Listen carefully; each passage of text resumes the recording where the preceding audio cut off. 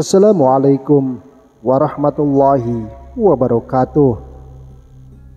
Selamat datang kembali di channel Kisah Para Wali. Sahabat-sahabat yang dirahmati Allah Subhanahu wa Ta'ala, semoga semua sahabat yang menonton video ini selalu mendapatkan kelimpahan berkah dari Allah Subhanahu wa Ta'ala. Jangan lupa bantu dakwah kami dengan like, share, dan subscribe channel ini. Dalam video kali ini saya akan menceritakan tentang kisah manaqib dari Kiai Abbas Buntet Pesantren Cirebon. Kiai Abbas adalah putra sulung Kiai Haji Abdul Jamil yang dilahirkan pada hari Jumat 24 Zulhijjah 1300 Hijriah atau 1879 Masehi di Desa Pekalangan, Cirebon. Sedangkan Kiai Haji Abdul Jamil adalah putra dari Kiai Haji Muta'ad yang tak lain adalah menantu pendiri pesantren Buntet Cirebon, yakni Mbah Muqayyim, salah seorang mufti di Kesultanan Cirebon.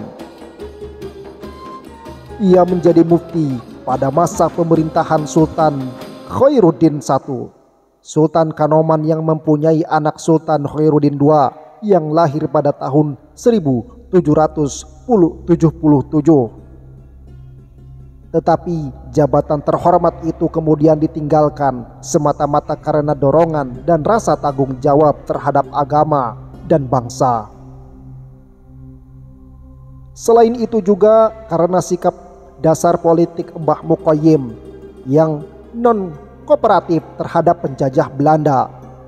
Karena penjajah secara politik saat itu sudah menguasai Kesultanan Cirebon.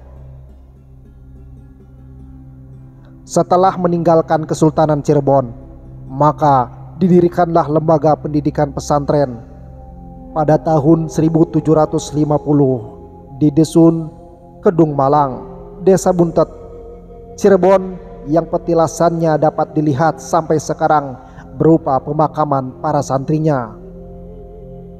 Untuk menghindari desakan penjajah Belanda, ia selalu berpindah-pindah.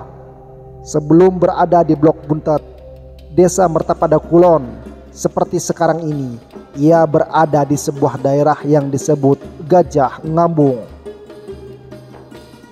Disebut begitu konon karena Mbah Muqayyim dikabarkan mempunyai gajah putih. Selain itu juga masih terus berpindah tempat ke pesawahan Lemah Agung, masih daerah Cirebon. Lantas ke daerah yang disebut Tuk Karangsuwung. Bahkan lantara begitu gencarnya desakan penjajah Belanda, Mbah Muqayyim sampai hijrah ke daerah Beji, Pemalang, Jawa Tengah, sebelum kembali ke daerah Buntet Cirebon. Hal ini dilakukan karena hampir setiap hari tentara penjajah Belanda setiap hari melakukan patroli ke daerah pesantren, sehingga suasana pesantren mencekam. Tapi para santri tetap giat belajar sambil terus bergerilya. Bila di malam hari tiba, semua itu dijalani dengan tabah dan penuh harapan. Sebab Mbah Muqayyim selalu mendampingi mereka.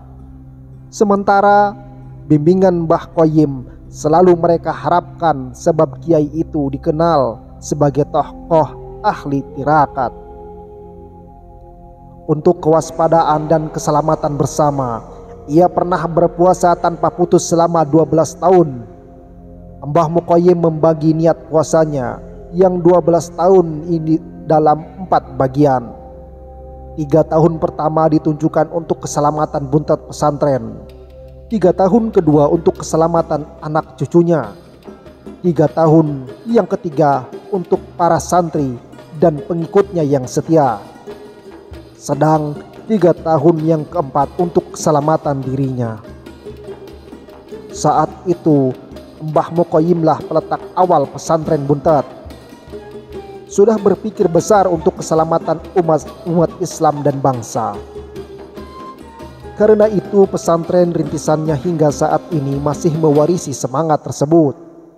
Sejak zaman pergerakan kemerdekaan dan ketika para ulama mendirikan Nahdlatul Ulama, pesantren ini menjadi salah satu basis kekuatan NU di Jawa Barat.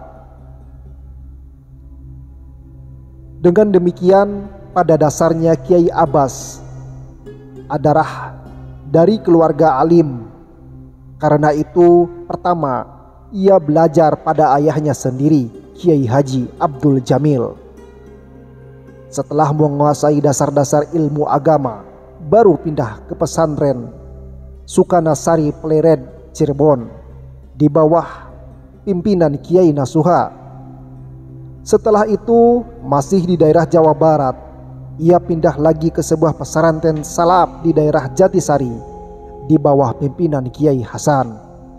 Baru setelah itu keluar daerah, yakni ke sebuah pesantren di Jawa Tengah, tepatnya di Kabupaten Tegal yang diasuh oleh Kiai Ubaidah. Setelah berbagai ilmu keagamaan dikuasai, maka selanjutnya ia pindah ke pesantren yang sangat kondang di Jawa Timur, yakni pesantren Tebu Ireng, Jombang, di bawah asuhan Hadratus Syekh Kiai Haji Hashim Asy'ari, tokoh karismatik yang kemudian menjadi pendiri NU.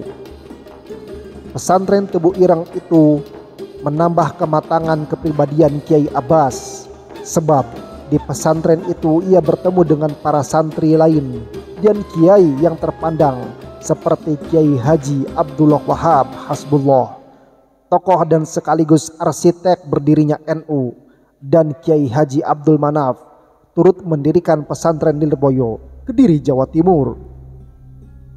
Walaupun keilmuannya sudah cukup tinggi, namun ia seorang santri yang gigih. Karena itu tetap berniat memperdalam keilmuannya dengan belajar ke Mekah Al-Mukarramah. Beruntunglah ia belajar ke sana, sebab saat itu di sana masih ada ulama terkenal tempat berguru, yaitu Kiai Haji Mahfud Termas asal Pacitan, Jawa Timur, yang karya-karya kitab kuningnya termasyhur itu. Di Mekah ia kembali bersama-sama dengan Kiai Haji Bagir Yogyakarta, Kiai Haji Abdillah Surabaya, dan Kiai Haji Wahab Hasbullah Jombang. Sebagai santri yang sudah matang, maka di waktu senggang Kiai Abbas ditugasi untuk mengajar pada para mukimin, orang-orang yang tertinggal di Mekah. Santrinya antara lain Kiai Haji Khalil Balarante Palimanan, Kiai Haji Sulaiman Babakan Ciwaringin, dan santri-santri lainnya. Dengan bermodal ilmu pengetahuan yang diperoleh dari berbagai pesantren di Jawa, kemudian dipermatang lagi dengan keilmuan yang dipelajari di Mekah, serta upayanya mengikuti perkembangan pemikiran Islam yang terjadi di Timur Tengah pada umumnya, maka mulailah Kiai Abbas memegang tampuk pemimpin pesantren Buntet, warisan dari nenek moyangnya, untuk dengan penuh kesungguhan. Dengan modal keilmuan yang memadai itu membuat daya tarik pesantren Buntet semakin tinggi.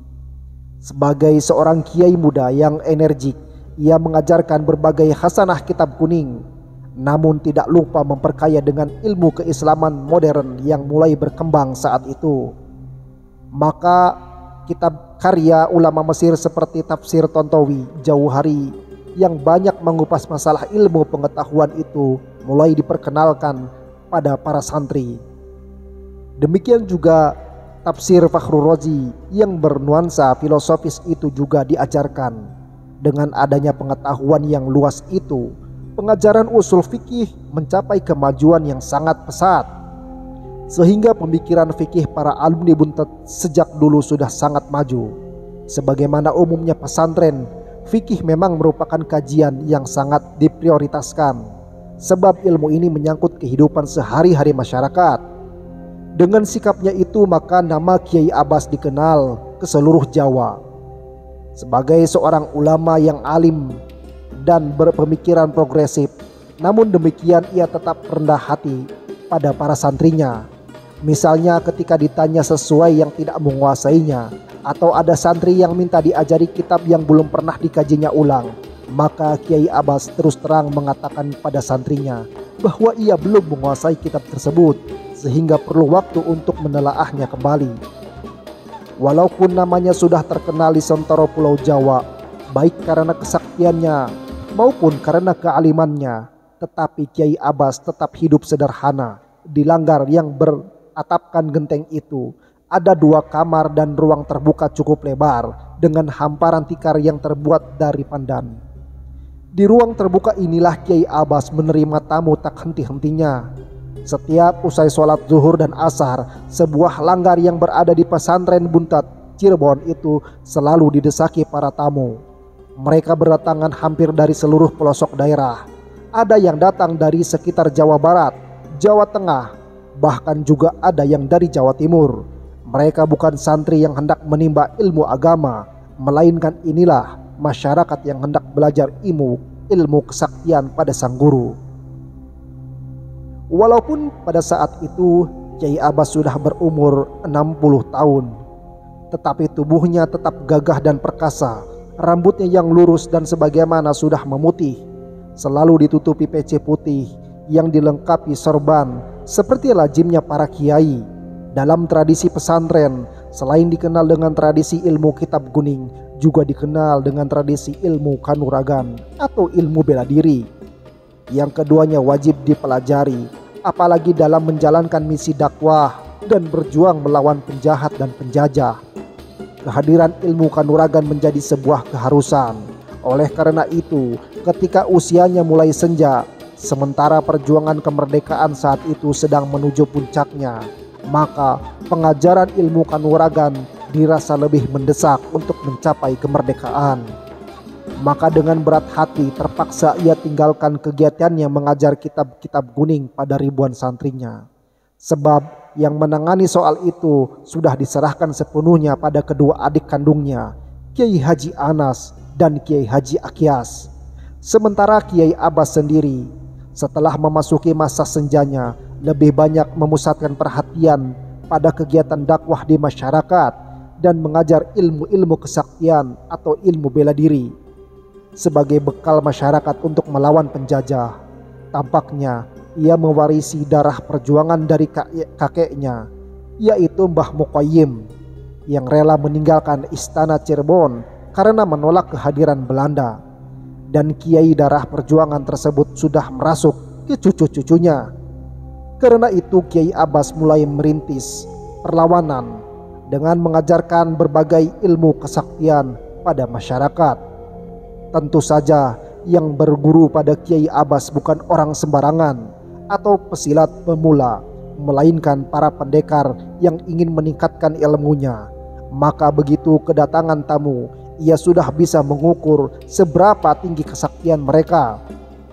Karena itu Kiai Abbas menerima tamu tertentu langsung dibawa masuk ke kamar pribadinya. Dalam kamar mereka langsung dicoba kemampuannya dengan melakukan duel, sehingga membuat suasana gaduh. Baru setelah diuji kemampuannya, sang kiai mengijazahi berbagai amalan yang diperlukan, sehingga kesaktian dan kekebalan mereka bertambah.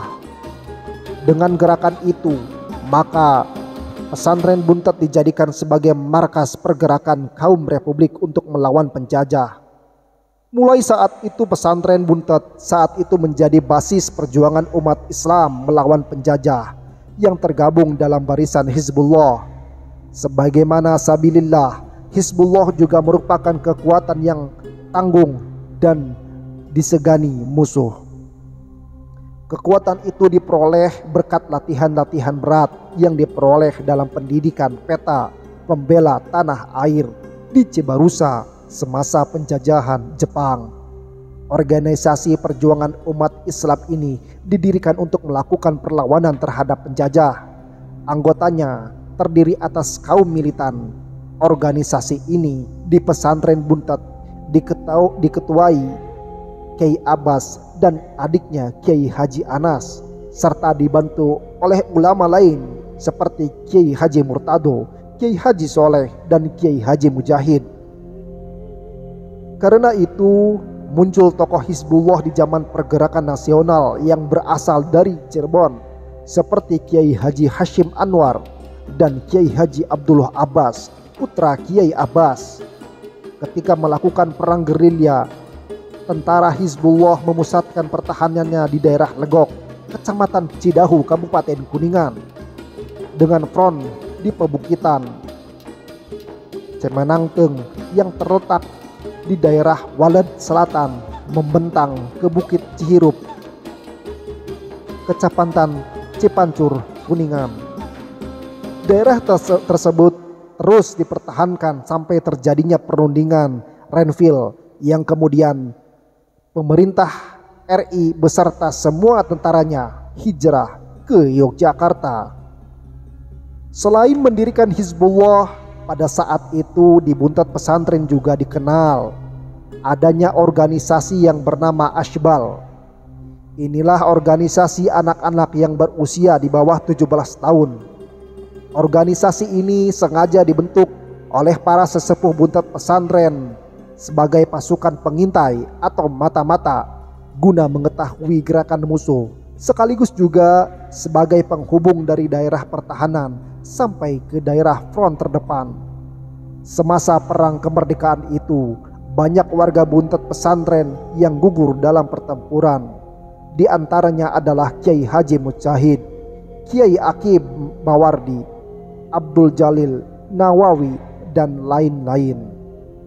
Basis kekuatan laskar yang dibangun oleh Kiai Abbas itu kemudian menjadi pilar penting bagi tercetusnya revolusi November di Surabaya tahun 1946. Peristiwa itu terbukti setelah Kiai Haji Hashim Asy'ari mengeluarkan resolusi jihad pada 22 Oktober 1946. Bung Tomo segera datang berkonsultasi pada Kiai Haji Hashim Asy'ari guna minta restu dimulainya perlawanan terhadap tentara Inggris. Tetapi Kiai Haji Hashim Asy'ari menyarankan agar perlawanan rakyat itu jangan dimulai terlebih dahulu sebelum Kiai Haji Abbas sebagai laskar andalannya datang ke Surabaya. Memang setelah itu laskar dari pesantren Buntet di bawah pimpinan Kiai Haji Abbas beserta adiknya Kiai Haji Anas mempunyai peran besar dalam perjuangan menentang tentara Inggris yang kemudian dikenal dengan peristiwa 10 November 1945. Atas restu Hadratus Syekh Kiai Haji Hashim Asy'ari, ia terlibat langsung dalam pertempuran Surabaya tersebut. Selanjutnya Kiai Abbas juga mengirimkan para pemuda yang tergabung dalam tentara Hizbullah ke berbagai daerah pertahanan untuk melawan penjajah yang hendak menguasai kembali republik ini, seperti ke Jakarta, Bekasi, Cianjur, dan lain-lain. Dialah santri yang mempunyai beberapa kelebihan baik dalam bidang ilmu bela diri maupun ilmu kedikdayaan, dan tidak jarang Kiai Haji Abbas diminta bantuan khusus yang berkaitan dengan keahliannya itu.